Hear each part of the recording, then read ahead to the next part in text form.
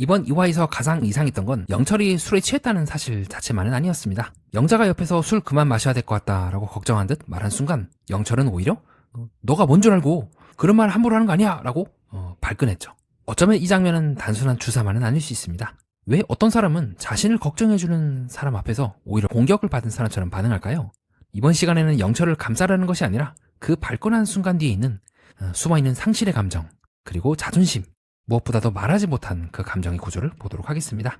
시작하기에 앞서 구독과 좋아요 하이프 가볍게 부탁드립니다. 안내 말씀드리겠습니다. 영숙에게 외모 비유를 한 거나 영자에게 발끈한 것은 잘못입니다. 다만 오늘은 그 잘못을 면제한 것이 아니라 왜 이 장면이 나왔는지 저와 함께 살펴보겠습니다.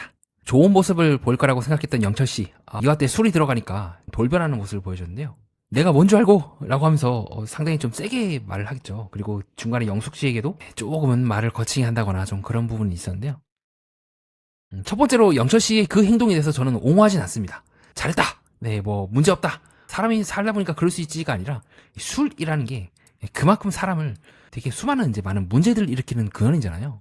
지금 4기에 나오고 있는 26기 영철씨도 본인 말씀으로는 이제 나는 그렇게 이제 술을 많이 마시는 스타일이 아니다. 나에 대해서 오해를 하고 있다고 했지만 실제로 본방 때 기준으로 그 영자님과 함께 이제 술을 마셨을 때 이때도 미세하게 그 영철 씨의 결이 달라져요. 갑자기 막 자기가 술 먹고 엄청나게 실수했던 얘기를 그 영자 앞에서 얘기를 한다거나 굳이 데이트 장면에서 이야기할 필요가 있을까요? 그래서 이런저런 부분을 통해서 본방 때 기준으로 영철 씨에 대해서 많은 분들이 좀 걱정을 했던 걸로 기억합니다. 제가 말씀드리고 싶은 게 그겁니다. 뭐냐면 영철 씨가 술을 많이 먹었던 그 버릇, 술버릇이라 하죠. 근데 그 습관도 문제긴 하지만 더 근원적으로는 술 자체가 사람을 아무리 그 사람이 술을 안 먹었을 때 평상시 상태가 어떻든 간에 술이 들어가는 순간 변하게 될 수밖에 없어요. 저도 마찬가지고 그렇고 여러분들도 나는 솔로에서 갑자기 소주를 3병을 이제 까고 시작을 하면 당연히 네 발로 걷고 시작하겠죠. 저도 그렇게 술을 많이 들어가게 되면 사람이 내가 알고 있던 매니아가 아닌데 싶을 정도로 변할 것 같아요. 그리고 그건 어떻게 보면 당연할 것 같아요. 그만큼 알코올이라고 하는 것들이 우리 안에 있는 그 기질이나 그런 것들을 더 키워버리거나 더 이제 낮춰버리는 자제력이나 그런 것들을 낮추는 습관이 있잖아요. 그래서 저는 생각하고 있는 영철 씨의 습관은 아직까지는 알 수가 없어요. 왜냐하면 이 방송 이후로 계속해서 술 마시는 것들이 나오게 되면은 그거는 정말로 영철 씨는 이제 알면서도 본인의 그런 모습이 나온다는 거 알면서도 마시는 걸 수도 있겠는데 지금처럼 뭔가 순간적으로 술이 들어가고 그 이후에 이제 오랫동안 이제 관장이라든가 이런 역할을 하시면서 또 아이들의 아버지 역할을 하시면서 이렇게 자유롭게 대화하고 싶은 사람과 대화하고 뭐 연애 감정을 품어보긴 하고 그런 경우가 없었기 때문에 어긋놀랐던 것들이 분출되었다고 볼 수도 있겠고 무엇보다 저는 영철 씨가 이때 보여줬던 그 영철 씨가 사실은 내가 되게 하고 싶은 이야기가 있었다. 하면서 이제 본인 약간 발차기 하는 듯한 모습도 보이고 뭔가를 막 얘기를 하니까 그게 뭐예요? 영자는 잘 모르니까 내막을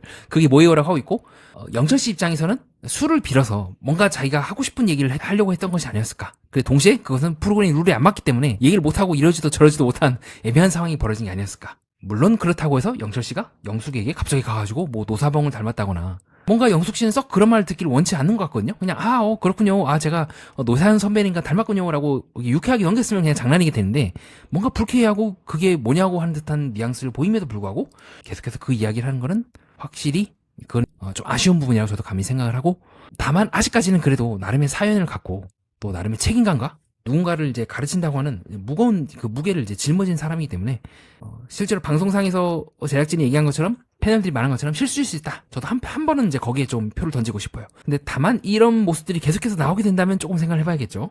그렇다면 이제는 저도 말이 바뀔 수가 있겠죠. 그러면 그러한 무게를 짊어지고 가슴에 아픈 이야기를 갖고 있는 건 맞지만 그 이야기를 핑계로 계속해서 술을 마시는 건 아닙니까? 라고 얘기할 수가 있는데 지금 딱 한 번밖에 나오지 않아가지고 저도 뭐라고 말을 못 하겠어요. 그리고 최대한 아직까지는 좀 우호적으로 보고 싶어요.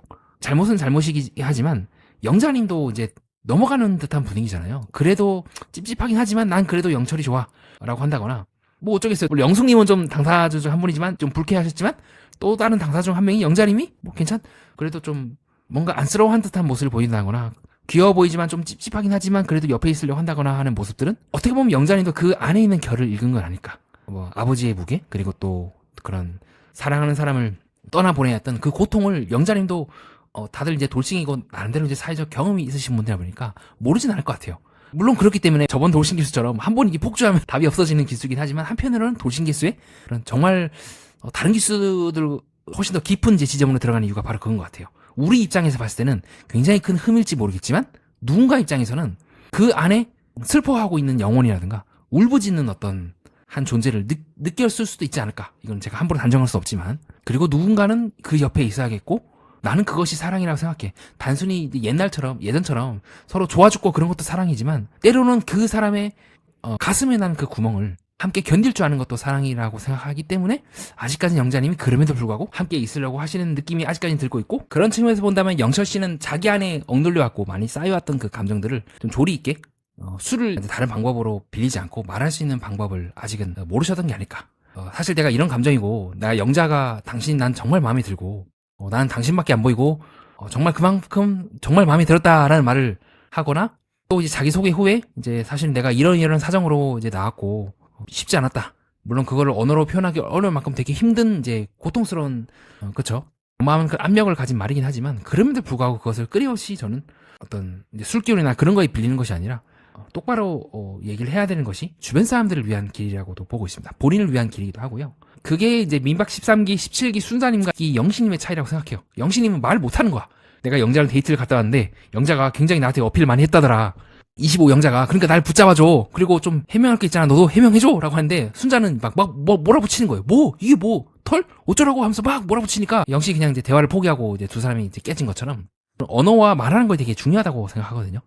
지금 영철이도 좀 낯설겠지만 또 나의 안에 있는 그 감정들을 상대방 또한 느낄 수 있게끔 이렇게 잘 차분히 풀어서 이야기할 수 있는가 없는가가 두 사람의 사이를 저는 어느 정도 결정짓지 않을까 싶습니다. 영철의 술버릇이나 어떤 술을 마시면서 보였던 모습에 대해서는 옹호하기 어렵지만, 그런 한편으로는 말할 수 없는 그 아버지의 무게, 어느 누구에도 말할 수 없고 혼자 삭혀야 되는, 그리고 동시에 부모는 늘 이제 등으로 말한다는 말이 있잖아요.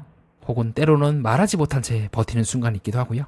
오해를 받아야 되고. 네, 이번 32기 영철의 그런 이제 술의 모습에 대해서는 비판하면서도 한편은 저는 또 그렇게도 해석하고 싶은 마음이 개인적으로 조금 있는 것 같습니다. 자, 이 점을 참고해서 여러분도 제 방송을 봐주시면 감사하겠습니다. 조금 영자님도 나름대로 삶의 굴곡이 있으시다 보니까 영철님의 그런 사정을 조금은 어렴풋이나마 느낀 것 같아요. 안 그랬으면 벌써 이 남자 뭐 이래? 자기 술도 제대로 못하고 하면서 보통 이제 휙 가버리는데, 영자님은 그럼에도 불구하고 귀엽게 보려고 하고 좋게 보려고 하고 나름대로 사정이 있겠지. 자기소개 끝나고 또 얘기해봐요라고 이제 또 영철님하고 영자님이 문 앞에서 이제 얘기하는 그 장면을 한 번쯤 더 믿어보고 싶은 게 저희 개인적인 생각이기도 합니다. 자, 영철 씨에 대해서 조금 추가적인 설명을 하기 위해서는 1화 때로 돌아가는 것이 전 조금 더 타당하다고 보고 있는데요. 자, 이때로 제가 돌아가고자 하는 이유는 현재까지에 나왔던 많은 출연들 중에 하나가 이제 그거인 것 같아요. 뭐냐면 영철 씨가 생각보다 되게 미숙하거나 어떤 조금은 심리적으로 많이 이제 사별을 걷고 심리적으로 짓눌린 상태일 수 있다. 그래서 아이들의 그 영철 씨에게 보냈던 그 편지 내용을 바탕으로 아빠가 엄마의 빈자리를 최대한 덜 느껴야 된다. 라고 해서 마치 영철의 부모가 된 것처럼 그런 역할을 수행했던 건 아닌가. 편지 내용을 바탕으로 이런저런 이유로 영철이 조금은 뭔가 심리적으로 많이 무뎌지거나 무너진 상태일 수 있다는 해석을 많은 분들이 좀 제시를 해주시더라고요. 저는 그 해석에 대해서 일리가 있다 생각하면서도 그러나 이 해석은 상당히 위험하다고 저는 생각을 합니다. 그리고 제가 이것을 위험하다는 이유가 이번 영철에 대한 그 이제 술 장면에 대한 이해의 단서가 될 수 있다고 생각을 해요. 이 해석이 위험하다고 본 이유가 뭐냐면요. 일반적으로 이제 심리학적으로 아이가 이제 부모의 역할을 대신한다고 했을 때, 그 부모들은 확실히 조금 여러 가지 면에서 문제가 있거나 오히려 아이에게 부모의 역할을 떠맡기는 경우가 많아요. 뭐 대표적으로 이제 막 하소연을 막 하는 거예요. 내가 이랬고 너가 그래서 네 아버지랑 이혼했고, 그렇게 하소연하는 경우는 아이가 선택의 여지가 없어요. 강제적으로 그 위치에 이제 내몰리게 돼요.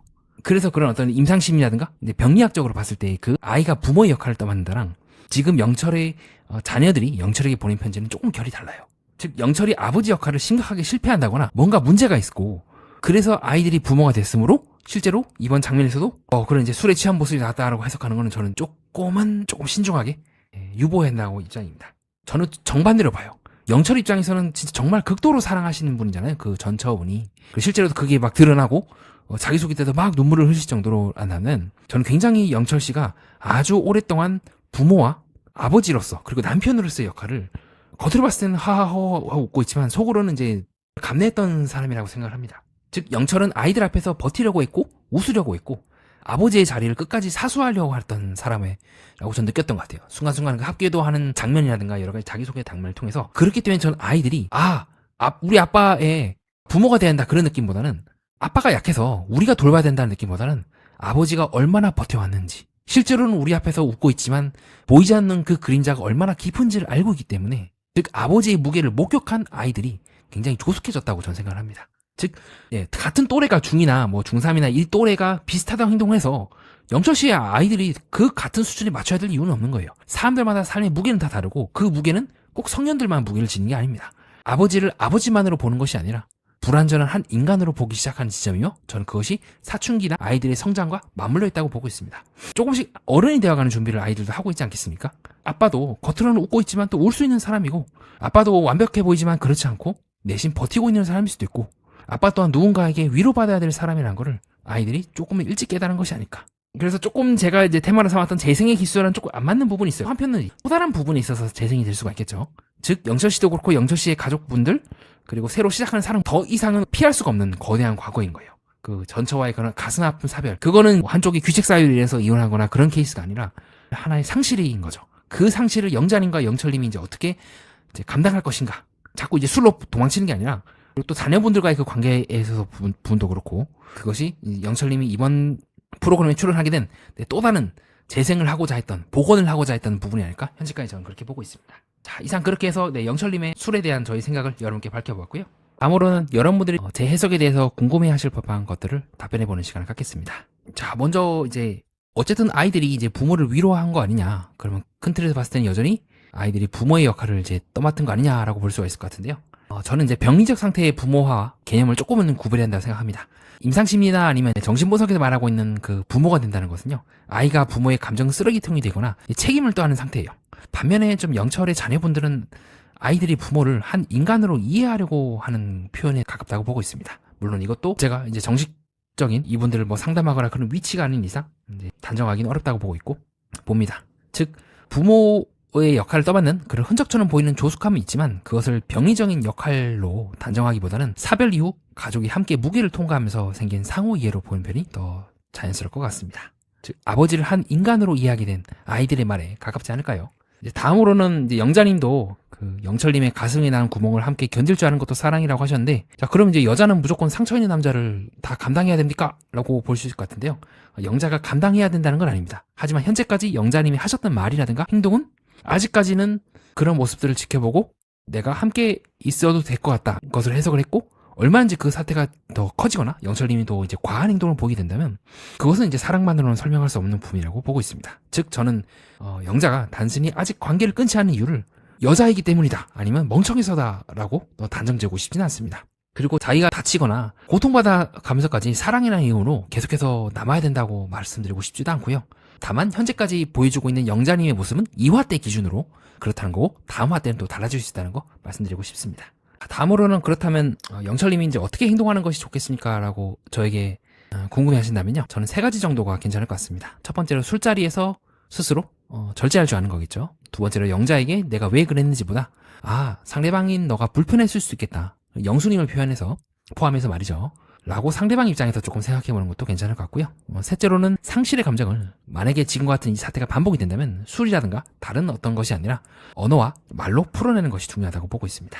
자, 다음으로는 한 번은 이제 실수로 보고 그 다음부터 지켜봐야 한다고 말씀하시는데 이미 충분히 이 한 번도 위험 신호 아니냐라고 보실 것 같은데요. 사실 첫날에 이 정도 장면으로만 보더라도 저는 충분히 위험하다고 보긴 합니다. 다만 저는 이제 사람을 단정하기보다 이 사람 전체에 대해서 뭔가 무너뜨릴 정도로 단정하기는 아직 1회 차이고, 또 무엇보다 당사자인 영자님께서 뭔가 내심 불편해 하시면서도 여전히 영철에 대해서 알아보려고 하고 이해하려고 하는 태도를 갖고 있기 때문에 그런 영자님의 태도에 저도 이번 화를 봤던 것 같습니다. 네, 그런 측면을 봤을 때 저도 앞으로도 계속 이해와 허용을 구분하면서 설명을 드릴 것 같아요. 네, 왜 그런 행동이 나왔는지 추정하는 것이랑 그 행동이 괜찮다고 말하는 것은 이제 다른 부분이겠죠. 그렇기 때문에 영숙에게 반복적으로 외모에 대해서 얘기를 한다거나 영자에게 발끈한 부분은 저는 분명히 잘못이라고 보고 있고, 그 부분에 대해서는 나중에 뭐 라이브 방송이라든가 추후에 영철님이 어떻게 말씀하시고 또 어떻게 그런 일들이 일어나지 않기 위해서 노력하셨는가 더 중요하다고 보고 있습니다. 네, 그렇게 저는 이제 이렇게도 말씀드리고 싶습니다. 술이 사람을 바꾼다고 제가 설명을 드린 바가 있는데요. 이 말이 사람의 그 책임을 덜어주려는 말은 아닙니다. 즉 내가 술버릇이나 어떤 술에 대한 습관이 무엇인지를 미리 파악하고 이 나는 솔로 촬영장에 들어가야 한다고 생각합니다. 술이 들어가면 위험해지는 사람은요, 난 괜찮아, 평소에는 괜찮은 사람이니까 술만 들어가서 잠깐 실수한 거야가 아니라 그래서 더 실수를 하면 안 된다. 내가 더더욱 조절할 수 없는 실수라면 더 조심해야 한다는 것이 저의 원래 입장이긴 합니다. 정리하겠습니다. 사람은 누구나 오래 참아왔던 감정이 있고 말하지 못한 상실이 있고 누군가가 건드리면 갑자기 방어적으로 변하는 지점이 있습니다. 문제는 그 감정이 있다는 사실이 아니라 그것을 술이나 화나 농담에 기대어 표현할 때 주변 사람들도 같이 다칠 수 있다는 거죠. 그리고 그 주변 사람들이 나의 가장 소중한 사람일 경우 더욱 원하지 않은 결과일 겁니다. 이번 재생의 기수라는 테마에 맞게 영철이 정말로 복원과 재생을 하려면 영자가 자신을 감당해 주기를 기다리는 것이 아니라 자신이 겪은 상실을 말로 설명할 수 있어야 한다고 봅니다. 이는 우리 관계도 마찬가지일 것 같습니다. 사랑은 누군가의 상처를 무조건 견디는 일이 아니라 그 상처가 상대를 해치지 않도록 함께 언어를 찾아가는 일이라고 생각합니다. 이상입니다. 끝까지 봐주신 여러분, 구독과 좋아요 하이프 다시 한번 부탁드립니다. 댓글을 달아주시는 모든 분들께 진심으로 감사드립니다. 연애 프로그램과 인간, 세계의 이면을 구조적으로 해석하는 채널 매니아와 여러분은 뜻깊은 시간을 보냈습니다.